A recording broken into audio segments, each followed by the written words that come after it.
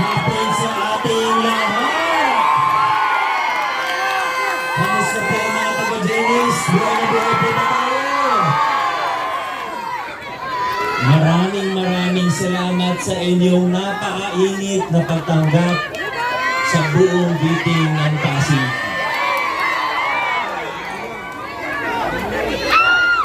Maraming salamat po.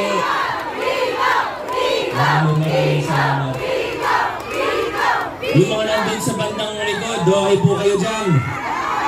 Yung mga nandito po sa gilid. Yung mga nasa upper box. Sige po sila. Meron sa pangalawang palapag hanggang sa ika-apat, hanggang sa ikalimang palapag. Kamusta po kayo dyan? Maraming salamat po sa mga taga-Surin po. Talagang ano po ha. Ang tsatsaga nyo din po. Kanina pa kayo nakatayo dyan.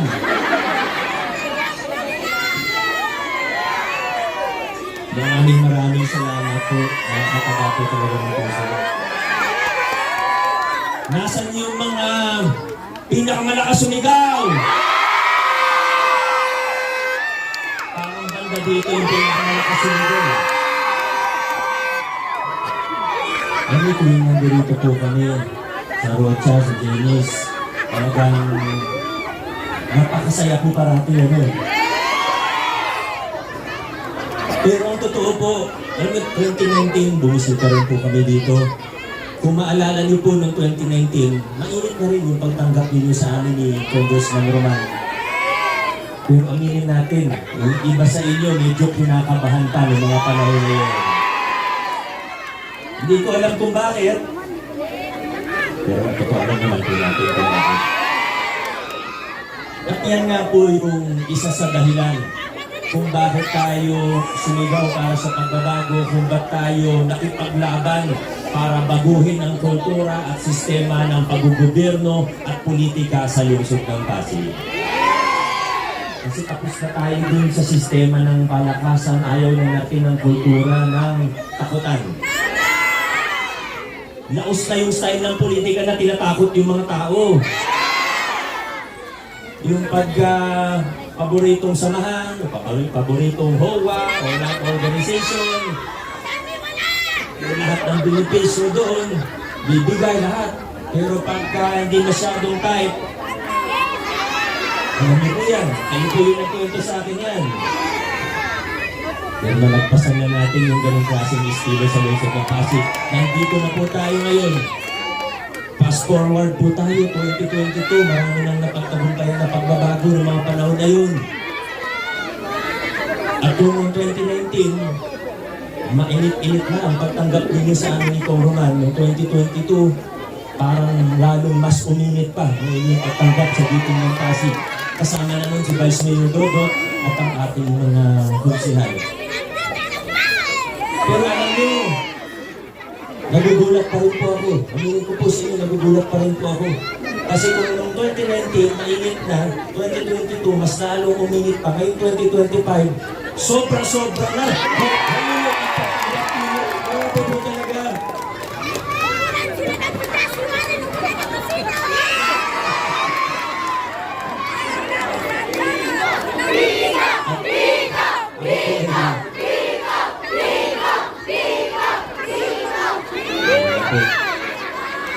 Ang dali lang po, konting katahimikan lang po.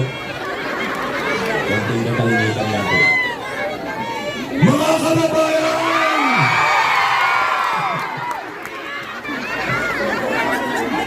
Ang layo na po ng marating natin bilang isang lungsod. Ang layo-layo na po ng marating natin bilang isang lungsod. Nung una, alam ko siyempre pagbago, diba? Nung bago po ako ng 2019, hindi ka tatanong, ano ba yung papaguhin? Kasi sinigaw natin, ibigay.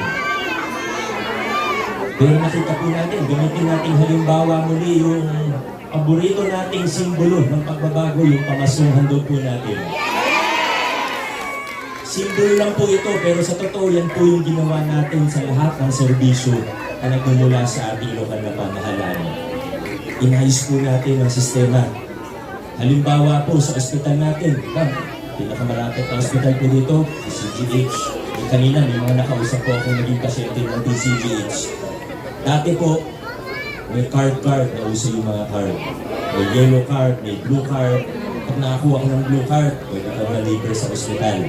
Pero pag hindi ka pa nakakakuha, hindi naman natin ma-schedule yung sakit natin. Na, sabihin mo sa puso mo, teka, antayin mo muna ba kung makakuha ako ng card bago ka tayo. Diba, hindi naman pwede yun. Ano pong ginawa natin? Tinanggal natin yung card na yan. Bakit? Nung una, may mga nag-react. Nung una, may nagalit po sa akin. Sabi, Mayor, ba't naman tinanggal? Ipunta pa sa opisina ko. Sabi, Mayor, ba't mo naman tinanggal yung card? Hindi natatanggap akong benepisyo doon. Pero pinaliwanag naman po natin na naayos. Kaya natin tinanggal yung card dahil hindi po tama na kung sino lang ang may card. Yun po yung magandang benepisyo na nakuha. Ginawa po natin para sa lahat. No balance billing para sa lahat. Kung ano kaya gawin ng pamahalaan, ibigay na natin. Basta taga-passive, automatic po. Ano po ang ginawa natin. Tapos yung mga ibang servisyo natin. Yung mga benepisyo sa senior. May iilan nagtampo kasi tinanggal yung allowance nila. Kung naririnig niyo po yun, tinanggal yung allowance ng iba, medyo nagtampo. Yung iba nagalit pa nga. Pero bakit natin tinanggal yung allowance? Kasi yung allowance na yun, sa isang barangay, iilan lang naman. Bilang lang sa kamay yung nakakatanggap. Ano pong ginawa natin? Pinalawak natin yung tulong sa senior. Yung sa pamaskong handog ng senior, yung 3,000 pag Pasko, hindi yung kailangan, may privilege card pa. Binigay din natin sa lahat. 80,000 seniors po ngayon, lahat binibigyan. At hindi po tayo nagtapos doon. Sinimulan natin yung local senior pension para sa mga 65 pataas na wala pong ibang pension. Ngayon naman po, 2025, nakita natin na kaya pa ng ating lungsod kasi nasa magandang posisyon ng ating lungsod. Dapat lawakan pa natin, lakihan pa natin yung mga programa ngayong pong taon. Sinama na rin natin yung may mga maliliit na SS pension. 4,000 and below, qualified na rin po sa local senior pension. Kasama po kayo doon, ano? Yun, nakaw. Muli po, yan ang gusto natin. Nandito na po tayo sa ganitong makabagong estilo. Tinalikuran na natin yung mga tradisyonal. Sa tradisyonal, tuwing may proyekto ang pamahalaan, tuwing may ipapagawa, bagong kalsada, may inaugurate. Sa lumang estilo ng politika, sa tradisyonal, puro pala pangalan ng politiko. Puro tatak ng politiko. Sa opinion ko kasi, wala akong karapatan gawin yun. Lumang style na yun. Hindi ko naman pera ang ginagamit. Pera ng bawat isa sa atin ang ginagamit yun. Kaya kung may tinatatakman tayo, pangalan ng ating lungsod. Pag nakita natin Pasig, hindi yan mayor lang. Pag nakita natin nakatatak dyan Pasig,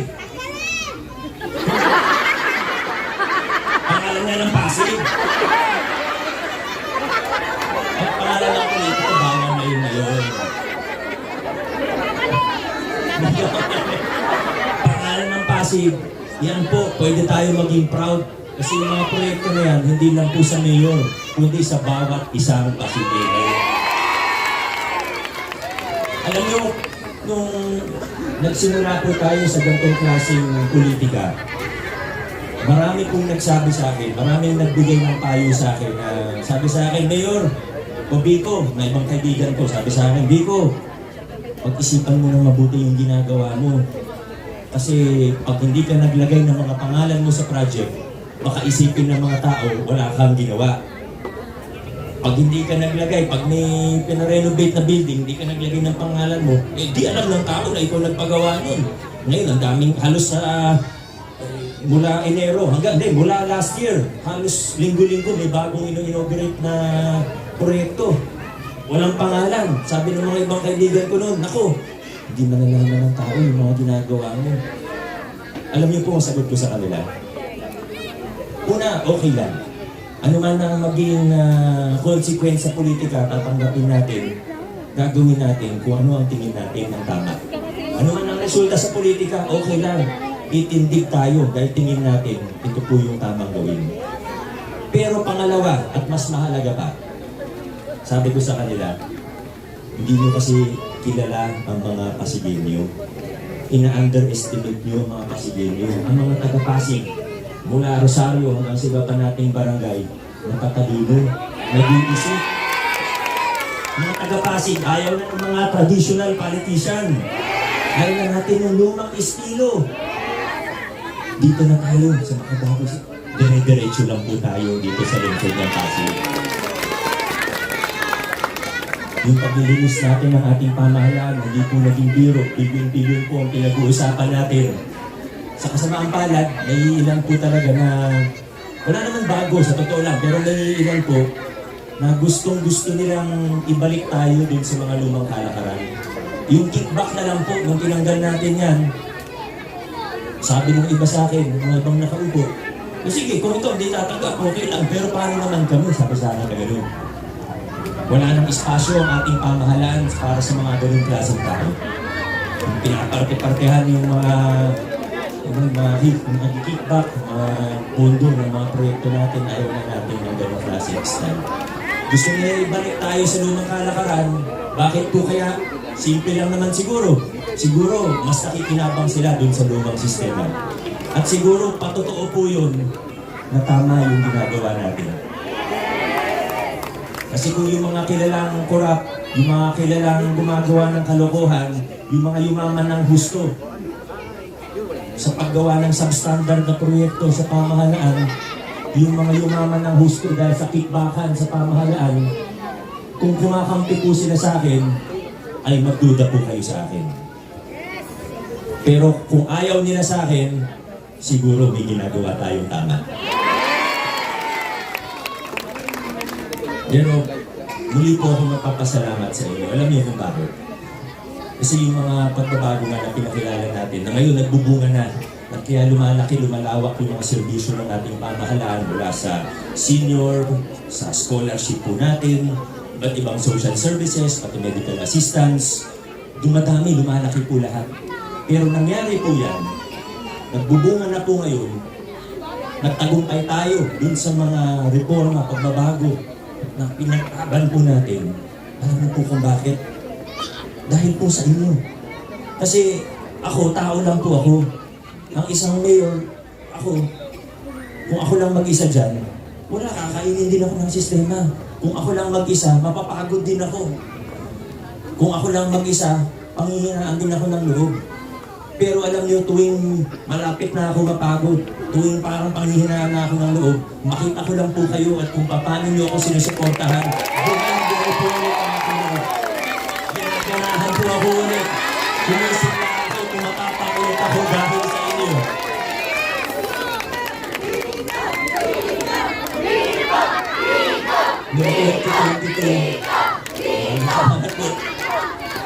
Noong 2022, binigyan niyo po ako ng mga kasangga na mas matitibay. Hindi naman perfecto yung mga kasama natin sa giping ng Pasig. Wala naman perfectong tao. Pero, ang pinakamahalaga, kaisa natin sila sa ating prinsipyo at direksyon ng ating lokal na pamahalaan. Congressman natin, patunayan niya naman ang kanyang sarili. Congressman Roman Romulo. Nung nakasama na rin natin, nung second term ko, ang ating matibay na Vice Mayor, kahit pa paano, mas gumaan din yung trabaho ko. Yung mga gusto kong gawin din, mas napabilis. Dahil kasama natin si Vice Mayor Dodot Jaworski at ang Mayorya ng Giting ng Pasig. Ngayon naman, may tatlo pa tayong bagong kasama. Alam kong kinilatis nyo na rin po sila. Ako na po magsasabi, maraming ibang nag-apply para makasama sa Giting ng Pasig. Pinili natin kung sino yung, siyempre dapat kwalipikado muna, pero ang pinaka-importante, kaisa natin sa ating direksyon at prinsipyo. Hindi pwedeng ipin mo nasa bus ka, yung driver nagmamaneho, gusto pa diretso, tapos yung konduktor lalapit sa manibela, gustong lumiko. Hindi pwede. Yung pasahero gusto rin lumiko. Sa kabila, mahirap po yun. Kailangan. Diretso tayo. At straight, Giting ng Pasig.